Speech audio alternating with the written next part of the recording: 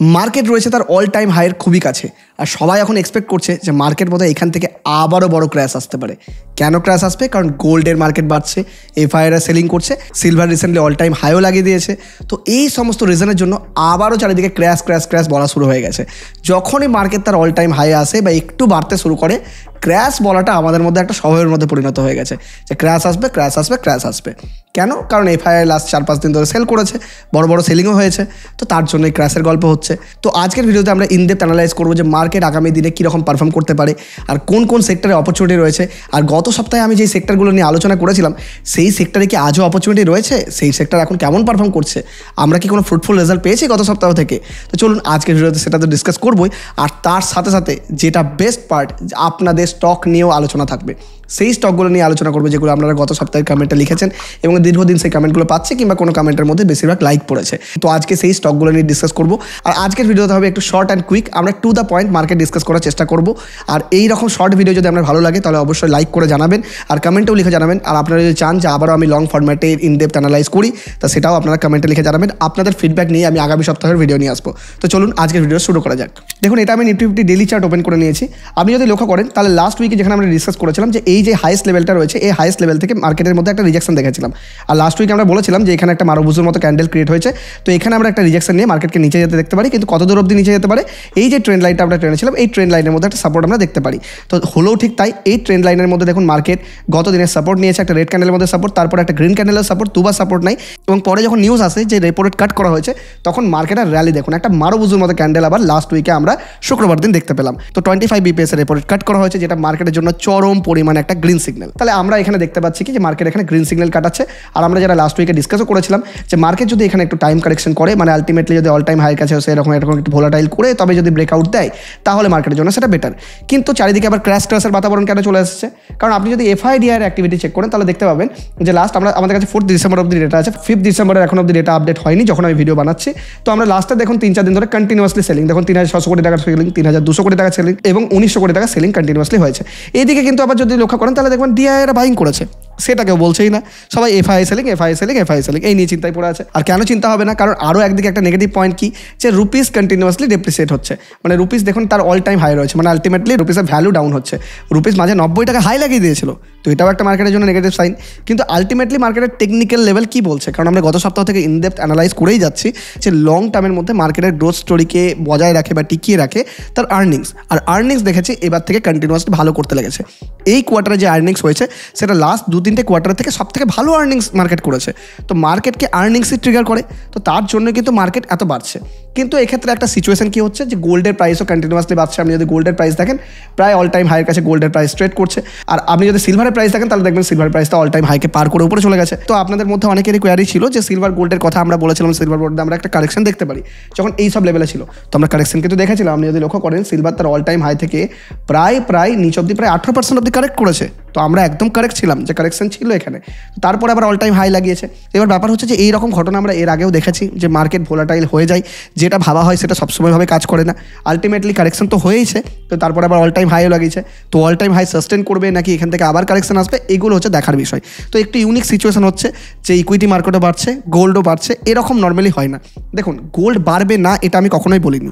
আমি আপনাদেরকে বলেছি গোল্ড টাইম কাটিয়ে দেবে। আর যদি আপনি এক্স্যাক্টলি এই পয়েন্টটা লক্ষ্য করেন তা দেখবেন গোল্ড কিন্তু তার টাইম কাটাচ্ছে। আলটিমেটলি এখানে একটু সময় কাটালো, তার অল টাইম হাই এসেছে, আবার একটা রিজেকশন রয়েছে, রিজেকশন নেবে নাকি আবার অল টাইম হাই ক্রিয়েট করবে, এটা কেউ জানে না, কেউ বলতে পারে না। তো সিম্পলি যেটা আপনি মার্কেটে দেখতে পাচ্ছেন সেটার মধ্যে স্টিক থাকুন, এত বেশি মাথা খাটানোর দরকার নেই। নিফটি তার অল টাইম হাইয়ের কাছাকাছি রয়েছে, যদি তার অল টাইম হাইকে ব্রেক করে উপরে চলে যায় তাহলে আরও পরিমাণ বুলিশ হয়ে যাবে। এবং খুব ভালো যে এই টাইমে টাইম কারেকশন করছে, এই সময় কন্টিনিউয়াসলি গ্রিন রেড এগুলো চলতে থাকছে, মানে রেড গ্রিনে মারামারি চলছে। মার্কেট কিন্তু ফল হচ্ছে না। ফল যদি হওয়ারই হতো তাহলে এরকম বড় বড় ফল হতো, তা কি হচ্ছে? একদম হচ্ছে না। তো এই ঘটনাটা আপনাকে বুঝতে হবে যে মার্কেটের মধ্যে পজিটিভ সাইন কী রয়েছে। তো আমি এখনও পর্যন্ত নিফটির মধ্যে একদম বুলিশ রয়েছি, আমার ভিউ একদমই চেঞ্জ হয়নি। যখন চেঞ্জ হবে আমি আপনাদেরকে জানিয়ে দেবো, এটার জন্য কোনো চিন্তা করার দরকার নেই। তো এবার আমরা ভিডিও সেকেন্ড পার্টে চলে আসি, আমরা সেক্টর নিয়ে ডিসকাস করবো। এই সময় বেস্ট সেক্টর কী রয়েছে যদি আপনি ইনভেস্টমেন্টের জন্য ভাবেন বা ইনভেস্টমেন্টের জন্য স্টাডি করেন। দেখুন, আমরা গত সপ্তাহে ডিসকাস করেছিলাম নিফটি অটো থেকে একটা ভালো চান্স আমরা ডিসকাস করেছিলাম যে এর উপরে ব্রেকআউট দিয়েছে, তো এর উপর সাস্টেন করবে। আমরা দেখতে পারি যে এখানে একটু রিট্রেসমেন্ট, ঠিক তাই আপনি দেখুন যে রেড ক্যান্ডেলের মধ্যে একটা রিট্রেসমেন্ট করলো, ঠিক আমরা এখানে ড্র করে সেটা বলেছিলাম যে এখানে একটু নেমে দেখুন আবার উপরে উঠছে, যেটা খুব ভালো একটা সাইন। তো অটো সেক্টরের দিকে বিশেষ নজর রাখুন। আর স্টক কী করে বাছাই করবেন, আমি তো সেক্টর আপনাদেরকে বলে দিই, অনেকেই কোয়েশ্চেন করেন যে স্টক কী করে বাছাই করবো, কোন স্টকের মধ্যে অপরচুনিটি হয়েছে কী করে ভাববো। সুইং ট্রেডিং বাছাই করবো কীভাবে, এই ভিডিওটা অবশ্যই দেখে নিন। এই ভিডিওটা দেখে নিয়ে আপনি 5 মিনিটের মধ্যে এক দানে যে স্টক খুঁজে বার করে নিতে পারবেন। তো অবশ্যই ভিডিওটা চেক আউট করুন। শুধুমাত্র রেগুলেটরি গাইডলাইনের জন্য আমি স্টকের নাম আপনাকে বলতে পারছি না, কিন্তু সেক্টর আপনাকে বলে দিচ্ছি। তো নিফটি অটো বেস্ট এখানে। তারপরে হচ্ছে নিফটি সার্ভিস সেক্টর যদি দেখেন, আবারও service sector all time high দিকে যাচ্ছে, আমার কোনো নামই নাই না। তো খুব ভালো পজিশনে রয়েছে। আবার যদি দেখেন যে নিফটি ফাইন্যান্সিয়াল সার্ভিসও খুব ভালো পজিশনে রয়েছে। তো এখান থেকে স্টকস বাছাই করুন। নেক্সট হচ্ছে নিফটি ব্যাংক দেখুন তারা অল টাইম হাইকে আবার অ্যাপ্রোচ করছে। আর প্যাটার্নটা একটু লক্ষ্য করুন, কি সুন্দর হায়ার হাই প্যাটার্ন করছে। দেখুন এখানে দেখুন কন্টিনিউয়াসলি হাই, আবার একটু নামলো, আবার একটু হাই, আবার নামলো, আবার অল টাইম হাই, আবার নামলো, এরপর আবার উপরে যেতে পারে। তো প্যাটার্নটা দারুণ ক্রিয়েট করছে। তো ব্যাংক নিফটির প্যাটার্ন দারুণ লাগছে দেখতে। নেক্সট হচ্ছে কি নিফটি পিএসইউ ব্যাংক দেখুন একটু উপর থেকে একটু ভোলাটাইল আছে। তো পিএসইউ ব্যাংকে এখন নজরে রাখুন, অল টাইম হাই ব্রেকআউট দিলে তখন ভাবনা চিন্তা করা যেতে পারে, এখনও দেয়নি, তো বাদ আমাদের কাছ থেকে। নেক্সট হচ্ছে কি নিফটি প্রাইভেট ব্যাংক দারুণ লেভেলে আছে একদম। নিফটি ব্যাংক আর প্রাইভেট ব্যাংক একই রকম প্যাটার্নে চলছে, হায়ার হাই প্যাটার্ন, ভালো প্যাটার্ন এটা। আর এবার হচ্ছে দেখুন নিফটি দেখুন আইটিতে আমরা প্রায় 3-4 সপ্তাহ আগে এই লেভেলে ডিসকাস করেছিলাম যে একটা ইনভেস্টমেন্টের অপরচুনিটি রয়েছে।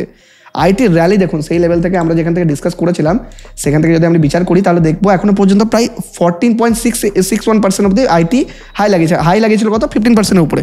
তাহলে একটা ইন্ডেক্স যদি 15% বাড়ে তাহলে ভাবুন তো যে স্টকসগুলো কীরকম বাড়বে। আরেকটা লক্ষ্য করে দেখবেন, যেটা আপনি গত সপ্তাহে অলরেডি হিন্ট দিয়ে দিয়েছে, আপনারা অনেকেই কমেন্টেও জানিয়েছেন যে কোন স্টকের কথা আমি বলছি। তো সেই স্টকগুলো একটু লক্ষ্য করে দেখবেন তার অল টাইম হাইয়ের কাছে রয়েছে। মানে ইন্ডেক্স এমন কিছু বাড়েনি, কিন্তু তার স্টকগুলো অল টাইম হাই রয়েছে। তো এরাই হচ্ছে নেক্সট র্যালির মেম্বার।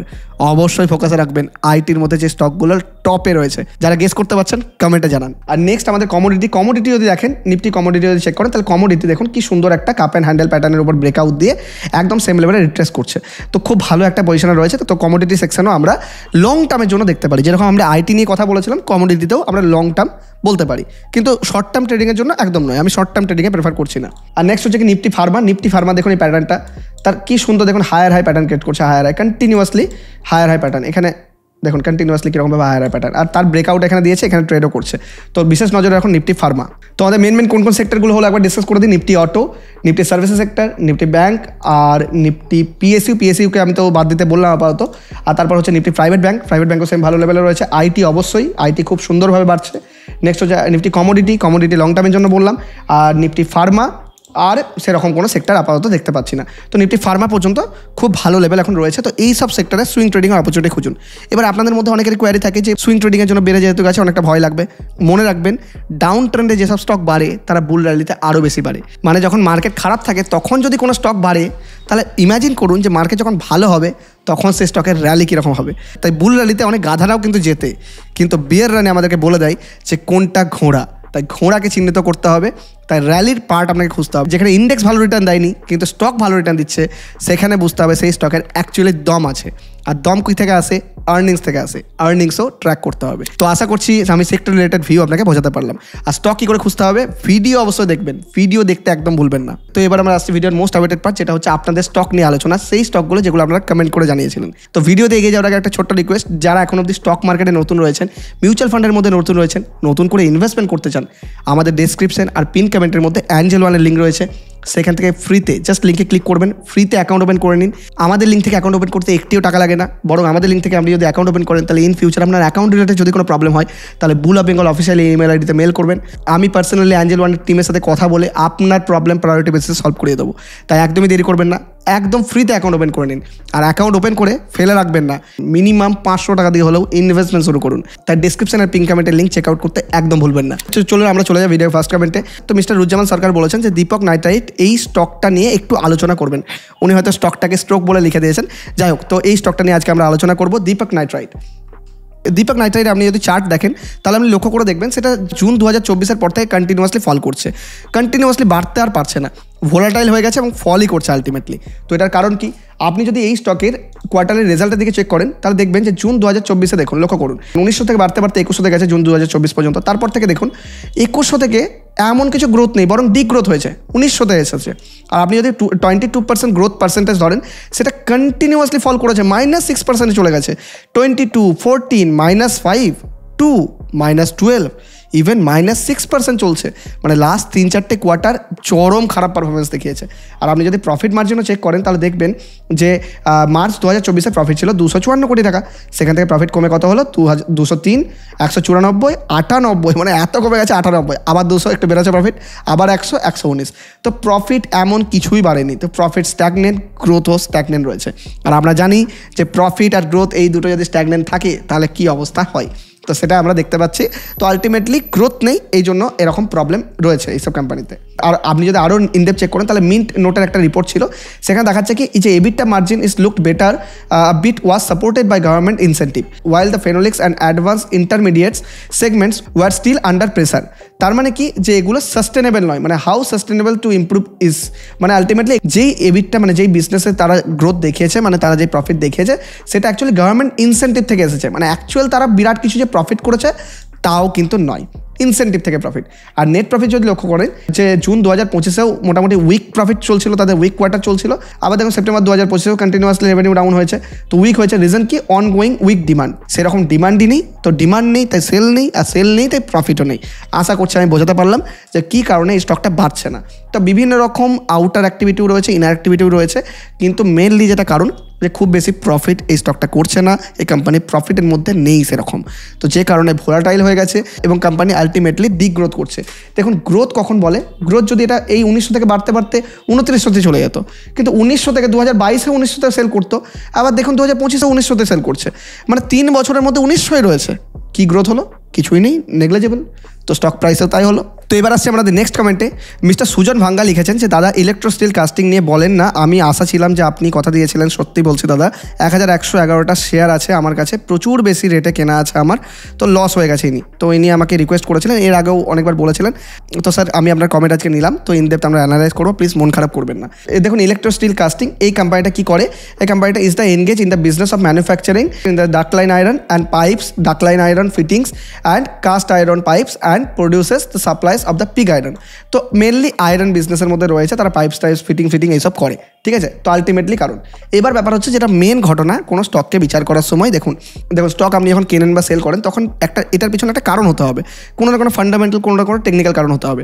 বিনা কারণটা তো কিনলে হবে না, যে কী কারণবশত আপনি কিনেছেন তার একটা ক্রাইটেরিয়া থাকতে হবে, যে হয়তো গ্রোথ আছে, প্রফিট আছে, মার্জিন ভালো করছে, এক্সপানশন করছে, কিছু না কিছু কারণ হতে হবে। তো আলটিমেটলি দেখুন আমি এই ভিডিওতে বাইং বা সেলিং রেকমেন্ডেশন একদমই দিচ্ছি না, এই ভিডিওটা শুধুমাত্র এডুকেশনাল পারপাসের জন্যই বলছি, আমি আমার স্টাডি কেবল আপনার সাথে শেয়ার করছি।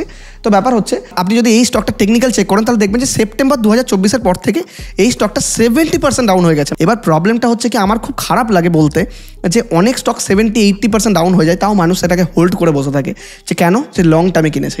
দেখুন আমি বারবার বলেছি স্টক মার্কেটে লং টার্ম বলে কিছু হয় না, লং টার্মে যদি করতে হয় তাহলে সেটা মিউচুয়াল ফান্ড। দেখুন অ্যাকচুয়ালি যদি লং টার্মে সব কিছু হোল্ড করতেই হতো তাহলে যারা মিউচুয়াল ফান্ড হাউসের মধ্যে যেগুলোতে আপনি ইনভেস্ট করছেন, আপনি যদি ভালো করে চেক করবেন তারাও কন্টিনিউয়াসলি চার্ন করে, তারাও কোনো না কোনো স্টক বাইং সেলিং করতেই থাকে। কেন করে? তারা তো অ্যাকচুয়ালি লং টার্মের মধ্যে হোল্ড করে, লং টার্মের জন্য সব কিছু কেনাকাটা করে, তাহলে তারা কেন চার্ন করে? আলটিমেটলি সবাই জানে যে স্টক মার্কেট লং টার্ম নয়, আজকে যে স্টকের মধ্যে প্রফিট আছে, মোমেন্টাম আছে, ভলিউম আছে, সেই স্টক বাড়বে, সেই স্টকে ইনভেস্ট করুন, বেড়ে গেল, পিক হয়ে গেল, প্রফিট বুক করে নিন, নেক্সট স্টকে আসুন। ভালোবাসলে হবে না, কোনো স্টককে মন থেকে ভালোবেসে ফেললে হবে না। দেখুন এটা স্টক মার্কেট, আমাদের গার্লফ্রেন্ড বা বয়ফ্রেন্ড নয় যে ভালোবেসে আমাদেরকে সারা জীবন কাটাতে হবে তার সাথে। তো কোনো স্টক যখন কন্টিনিউয়াসলি ফল করতে থাকছে, দেখছেন যে মার্কেটে ভালো পারফর্ম করছে না, কোনো না কোনো বিজনেসের মধ্যে প্রবলেম রয়েছে, কোনো না কোনো ইস্যু রয়েছে, তো সেখানে একটু রিথিঙ্কিং করা অবশ্যই প্রয়োজন। তাই সবসময় এরকম সিচুয়েশনে যদি পড়েন তাহলে একবার না একবার রিথিঙ্ক করুন, ঠিক আছে, অবশ্যই রিথিঙ্ক করুন এবং ডিসিশন নিন যে কী করবেন, এটা সম্পূর্ণ আপনাদের উপর ছেড়ে দিলাম আমি। এবার ব্যাপার হচ্ছে যে আমরা যদি ইলেকট্রো স্টিল কাস্টে দেখি তা দেখবেন যে সেপ্টেম্বর 2024 আপনি একটা জিনিস লক্ষ্য করুন যে কন্টিনিউয়াসলি এই স্টকটা দেখুন 53% গ্রো করেছে, 7% মাইনাসও গ্রো করেছে, 7%, 19%, তো কন্টিনিউয়াসলি মোটামুটি গ্রোয়িং স্টেজেই ছিল। 1700 কোটি টাকা থেকে বাড়তে 2000 কোটি টাকায় বিজনেস করেছে, মানে 2022 থেকে 2024-এর মধ্যে। তো তারপরে ঘটনা দেখুন, তারপরে দেখুন 2000 থেকে ইমিডিয়েটলি দুম করে পড়ল 1800 কোটি, কমতে 1300 কোটি। আপনি যদি গ্রোথ স্টোরি দেখেন তাহলে দেখবেন -4%, -4%, -15, -22, -23% গ্রোথ করছে, মানে নেগেটিভ গ্রোথ করছে স্টকটা, চরম পরিমাণ ফল হচ্ছে, যেটা খুবই বেশি খারাপ একটা স্টকের জন্য, একটা কোম্পানির জন্য। আর আপনি যদি প্রফিটও চেক করেন তাহলে দেখবেন যে জুন 2024-এর পর থেকে প্রফিট 226 কোটি টাকা থেকে 155, ইমিডিয়েটলি 100 কোটি টাকার মধ্যে প্রফিট কমে গেল, মানে প্রায় 80 কোটি টাকা ধারে কাছে, 160, 168, হঠাৎ করে হাফ 90 কোটি টাকা, 78 কোটি টাকা। তাহলে বুঝতে পারছেন কীরকম লেভেলে প্রফিট ডাউন হয়েছে স্টকের। আর আপনি যদি ম্যানেজমেন্টের কথা শোনেন তাহলে ম্যানেজমেন্ট কন্টিনিউয়াসলি বলছে যে demand slow down due to delays in government spending, production moderate হয়ে গেছে কারণ ডাউনওয়ার্ড প্রেশার অফ প্রাইসিং, আর প্রফিটেবিলিটি ইম্প্যাক্টেড কারণ কি create a challenging operation environment, মানে আলটিমেটলি কম্পিটিটাররা এদেরকে বিশালভাবে কম্পিটিশন দিচ্ছে, এরা সেই কম্পিটিশনে জিততে পারছে না। তো খুব হার্ড ট্রুথ যদি বলতে হয় যে এরা মার্কেটে পারফর্ম করতে পারছে না, টিকতে পারছে না, এরা লড়াই করতে পারছে না। তো যে কোম্পানি লড়াই করতে জানে না সেই কোম্পানির মধ্যে ডিগ্রোথ হতে বাধ্য, আর ডিগ্রোথ যদি হয় স্টক প্রাইসও ফল করতে বাধ্য। তো আশা করছি আমি আমার ভিউ আপনাকে বোঝাতে পারলাম। তো এই ধরনের স্টোরি যখনই দেখবেন কোনো কোম্পানি ডিগ্রোথ হয়ে গেছে, প্রফিট করছে না, বিজনেস করছে না, যখন ডিসিশন নেওয়ার দরকার তখনই নিন। 70% পড়ে যাওয়ার অপেক্ষা করবেন না, কারণ ডিসিশন আপনি একবারই নিতে হবে আপনাকে লাইফে। 70%-এর জন্য প্রত্যেকবার ভাববেন এবার বাড়বে, এবার বাড়বে, এবার বাড়বে, আশা ভরসায় চললে হবে না। ওই যে বারবার বললাম এটা স্টক মার্কেট, আমাদের গার্লফ্রেন্ড বা বয়ফ্রেন্ড নয় যে তার সাথে আমাদেরকে সঙ্গে থাকতে হবে। তো আশা করছি আমি আপনার ডাউট সম্পূর্ণ ক্লিয়ার করতে পারলাম। এবার আপনিও নিজের মতো করে অ্যানালাইজ করুন এবং সঠিক ডিসিশন কিন্তু আপনি আপনার মতো নিতে পারেন। তো আমাদের নেক্সট কমেন্ট যেটা এসেছে মিস্টার MM ব্লগস, এটাতে লিখেছেন যে পারসিস্টেন্ট সিস্টেম নিয়ে ভিডিও পেলাম না দাদা, দুঃখের বিষয়। অ্যাকচুয়ালি দেখুন অনেক কমেন্ট পড়ে, এর আগের দাদাও যিনি বলেছেন, আমি খুব খারাপ লাগে আমার এগুলো যে আমি ভিডিও বানাতে পারি না। দেখুন অনেক কমেন্টের মধ্যে হয়তো লাইক কম পড়ে, সেজন্য কমেন্টটা পিক করা হয় না, কিংবা দীর্ঘদিন ধরে হয়তো সেই স্টকটা নিয়ে হয়তো আমি আগেও বলেছি তার জন্য হয় না। তো আমি চেষ্টা করি সবার কমেন্ট পিক করার, তো একদিন না একদিন সবার সময় আসবে, কমেন্ট পিক হবে। তো অবশ্যই কমেন্ট করে জানান আপনার কোন স্টক নিয়ে আলোচনা করতে চান, পিক আমি অবশ্যই করব, হয়তো একটু দেরি হতে পারে কারণ সব স্টক নিয়ে তো একসাথে আলোচনা করা যায় না। তো চলুন পারসিস্টেন্ট সিস্টেম নিয়ে আবার কথা বলে নিই আমরা। তো দেখুন পারসিস্টেন্ট সিস্টেম আমরা এর অনেক আগেও ডিসকাস করেছিলাম। এই স্টকটার মধ্যে আপনি যদি লক্ষ্য করেন তাহলে দেখবেন যে সেপ্টেম্বরের পর থেকে, সেপ্টেম্বর 2024-এর পর থেকে ফল করেছিল। ওই টাইমে স্টক মার্কেটের মধ্যেও ক্র্যাশ এসেছিল, ফল এসেছিল, কারেকশন এসেছিল। তো সেই সময় সমস্ত স্টকই ফল করেছিল। তো এই জড়িতে তারাই ছিল। কিন্তু তাদের যদি আপনি কোয়ার্টারলি প্রফিট মার্জিন চেক করেন তাহলে দেখবেন কন্টিনিউয়াসলি গ্রোয়িং। 2000 কোটি টাকা থেকে 2100, 2200, 2300, 2400 মানে 2500 কাছাকাছি, 2591, আপনার 2700, তারপরে 2800। আর সেপ্টেম্বর 2024-এ দেখুন স্টক মার্কেটে ফল আসছে কিন্তু এর প্রফিট এর সেল কমেনি। 2800, 3000, দেখুন তারপরে বয়ে আছে 3200, 3300, 3500, মানে 2000 থেকে কন্টিনিউয়াসলি গ্রোয়িং। এবং দেখুন 51%, 37% কন্টিনিউয়াসলি পজিটিভ। দু একটা কোয়ার্টার হয়তো কম বেশি ওই 14-15% গ্রো করেছে, কিন্তু কন্টিনিউয়াসলি 20%-এর উপরেই কিন্তু এই স্টকটা গ্রো করেছে। দারুণ একটা বিজনেস মডেল এই স্টকের। আর আপনি যদি লক্ষ্য করেন প্রফিট 220 কোটি টাকা থেকে কন্টিনিউয়াসলি বাড়াতে বাড়াতে 470 কোটি টাকা, দারুণ প্রফিট তারা এনজয় করছে। প্রফিট মার্জিন যদি দেখেন 18%, 19%, 16%, 18%, 19%, 17%, 19% এর মধ্যে ঘোরাফেরা করছে। দারুণ বিজনেস মডেল, দারুণভাবে বিজনেস করছে এই স্টকটা। এবং সমস্ত AI/ML টেকনোলজির উপর কাজ করছে এরা, AI ফর টেকনোলজি কাজ করছে, AI ফর বিজনেসে কাজ করছে, enterprise data readiness for AI কাজ করছে। মানে নিউ এজ যে বিজনেসগুলো রয়েছে AI রিলেটেড, যেটাতে চরম পরিমাণ বুম এসেছে, এরা সেই সমস্ত সেগমেন্টে কাজ করছে, যেটা খুবই ভালো একটা জিনিস। আর আপনি যদি লক্ষ্য করেন কন্টিনিউয়াসলি এখন যে লেভেলে পড়ে গেছিলো সেখান থেকে কন্টিনিউয়াসলি রিকভার করতে লেগেছে স্টকটা। তো আলটিমেটলি প্রফিট আর যদি বিজনেস গ্রোথ বাড়ে, মানে প্রফিট আর সেলস যদি কন্টিনিউয়াসলি বাড়ে, তাহলে স্টক কন্টিনিউয়াসলি বাড়বে। দেখুন আমি কিন্তু ফান্ডামেন্টাল অ্যানালিসিস করার সময় বেশি কিছু দেখাচ্ছি না, সিম্পল প্রফিট আর বিজনেসের দিকে মন দিচ্ছি। আর যদি এক্সট্রা কোনো নিউজ থাকে সেগুলোর দিকে মাঝে মধ্যে মন দিতে হয়, বাকি বিশেষ কিছু দেখার প্রয়োজন হয় না। স্টক মার্কেট এত একদমই কঠিন নয়। তো চলুন নেক্সট কমেন্ট পড়ে নেওয়া যাক। তো মিস্টার স্বপন এখানে লিখেছেন যে dear brother, you have promised me to make a video on SIL investment, please do it, you have gathered much knowledge and is so young age and speak clearly. তো sir বলেছেন যে SIL investment নিয়ে কথা বলতে, ইনি আগেও comment করেছিলেন, আমি হয়তো পিক করতে পারিনি তখন। তো স্যার আমি আপনার কমেন্ট পিক করলাম। তো আমরা SIL ইনভেস্টমেন্ট নিয়ে একবার কথা বলবো এখন। তো SIL ইনভেস্টমেন্টের মার্কেট ক্যাপ দেখুন, এটা মোটামুটি 560 কোটি টাকা কোম্পানি। তো খুবই ছোটো কোম্পানি, মানে মাইক্রো ক্যাপ সেক্টর থেকে বিলং করে। তো এর জন্য এইসব কোম্পানির মধ্যে ভোলাটিলিটি আছে। দেখুন খুব বেশি ছোটো কোম্পানি হলে 1000 কোটি টাকার নিচে কোম্পানি হয়ে গেলে তো এর মধ্যে ইনসাইডার ট্রেডিং হয়, বিভিন্ন রকম ভলিউম গেম হয়, অপারেটিং গেম হয়, তো সব রকম চলতে থাকে। তো অপারেটারে এর মধ্যে পাম্প অ্যান্ড ডাম্পও করে। তো এই ধরনের স্টকের ক্ষেত্রে এইসব প্রবলেম হয়। আমি বলছি না যে এই স্টকের ক্ষেত্রে এই প্রবলেমটা রয়েছে, কিন্তু নর্মালি খুব ছোটো কম দামের স্টক কিনলে, কম মার্কেট ক্যাপের স্টক কিনলে এইটা একটু ভোলাটিলিটি আপনাকে সহ্য করতেই হবে। তো SIL ইনভেস্টমেন্ট নর্মালি কী করে, এরা non deposit account of holding non banking financial company and engage in the business of the investment and lending activities. তো বিষয় হচ্ছে এটা যদি আমি ডকুমেন্টসের মধ্যে দেখি, তো ডকুমেন্টস বিশেষ কিছু নেই, মানে কোনো রকম কর্পোরেটের বিশেষ কোনো নিউজ এই স্টকের মধ্যে আমরা পাই না, বা এদের কোনো আর্নিং প্রেজেন্টেশন আমরা দেখতে পাইনি। তো নিউজ ডেটা একটু কমই রয়েছে স্টকের ক্ষেত্রে যে আমরা অ্যানালাইজ করতে পারবো। তো এই ধরনের ছোটো কোম্পানির ক্ষেত্রে এটাই প্রবলেম যে অ্যানালাইজ করা একটু মুশকিল হয়। কিন্তু আপনি যদি ডেটা দেখেন, তার ডেটা দেখবেন ডেটা এমন কিছু ভালো কিন্তু নয়, চোখে কিন্তু ভালো থাকছে না। দেখুন সেপ্টেম্বর 2022-এ আপনি যদি সেল দেখেন, তাহলে এটা কি আছে 20 কোটি টাকা। তারপর দেখুন ডিসেম্বরে দেখুন 5 কোটি, আবার 20, আবার 3, আবার 21, 20, 21, 20, 21, 1, 2, 5, এই চলছে 29। আর আপনি যদি দেখেন minus minus plus 366 plus plus 2%, 366%, আবার মাইনাস, আবার 100%। তো খুব ভোলাটাইল কোম্পানি। মানে এটাতে এই যে 20 কোটি টাকা 30 কোটি টাকার বিজনেস, মানে বিভিন্ন রকম কোম্পানি না পাম্প অ্যান্ড ডাম্প করে, তো বিজনেসের মধ্যে অ্যাকাউন্টস দেখানোর জন্য এই ধরনের জিনিস করতে থাকে। তো আমরা অ্যানালাইজ করতেই পারবো না যে স্টকটা ভালো না খারাপ, কারণ আপনি যখন কোনো স্টকের গ্রোথ ফেস দেখবেন যে 2022-এ 20 কোটি টাকা ইনকাম করতো, আবার সেপ্টেম্বর 2025-এ মানে 3 বছর পরে 29 কোটি টাকায়, কি এমন বাড়লো? কোনো গ্রোথই নেই। মাইক্রো ক্যাপ কোম্পানির মধ্যে যদি কোনো স্টককে বাড়তে হয় না, সে কন্টিনিউয়াসলি গ্রো করবে। মানে 20 কোটি টাকা তো পরে বা 40, 50, 60, 70, 80 কোটি টাকায় গ্রো করবে। মানে 3 বছর হতে হতে 300-400 কোটি টাকায় চলে যাবে। সেখানে কোম্পানির কোনো গ্রোথই নেই, কিন্তু স্টক প্রাইস দেখুন ভোলাটাইল, বাড়ছে কমছে, বাড়ছে কমছে, এরকমই চলছে। তো বিশেষ কোনো অ্যানালাইজ করার এর মধ্যে নেই। কিন্তু আপনি যদি ছোট্ট করে একটা নিউজও দেখেন যে Q4-এর আর্নিংসও খুব খারাপ এসেছিল, রেভিনিউ ডাউন হয়ে গেছে 68%-এ, এই জন্য মার্কেটের মধ্যে একটা প্রেসার এসেছিল। কিন্তু এগুলো আপনি ছেড়েই দিন, কারণ আলটিমেটলি এই কোম্পানির মধ্যে কখনো দেখুন -72%-এ প্লাস 100%, আবার 19%, প্লাস 5%, -90%। কী হলো? কী অ্যানালাইজ করবে এই কোম্পানির? তো এই ধরনের কোম্পানি যেটাতে ডেটা নেই, নিউজ নেই, তার কোনো ইনভেস্টার প্রেজেন্টেশন নেই, কোনো রকম কল মিট হয় না, আমি বলবো যে এই ধরনের কোম্পানিকে একটু অ্যাভয়েড করলেই বেটার হয়। কারণ এই ধরনের কোম্পানিতে পাম্প অ্যান্ড ডাম্পের মধ্যে ফেসে যেতে পারেন। তো আশা করছি আমি আমার ভিউ আপনাকে বোঝাতে পারলাম। দেখুন আমি এমন একদমই বলছি না যে এই কোম্পানি বাড়বে না, শেয়ার প্রাইস বাড়বে না বা এখান থেকে পড়ে যাবে, আমি কোনোটাই বলছি না। আমি আমার পার্সোনাল স্টাডি আপনার সাথে শেয়ার করছি, যে আমার স্টাডি বলছে যে এই ধরনের কোম্পানি থেকে আমি একটু দূরে থাকতে বেশি পছন্দ করি, কারণ এই রকম কোম্পানিতে কোনো কিছু আমি স্টাডি করতে পারি না, অ্যানালাইজই করতে পারি না। তো যে কোম্পানির ব্যাপারে কোনো ডেটাই নেই, সেই কোম্পানি পরে কী করবে না করবে এটা বোঝা একটু মুশকিল। কোনো একটা নিউজ এলো, কোনো একটা খবর এলো, তার উপর ডিপেন্ড করে ডিসিশন নেওয়া একদমই ঠিক নয়।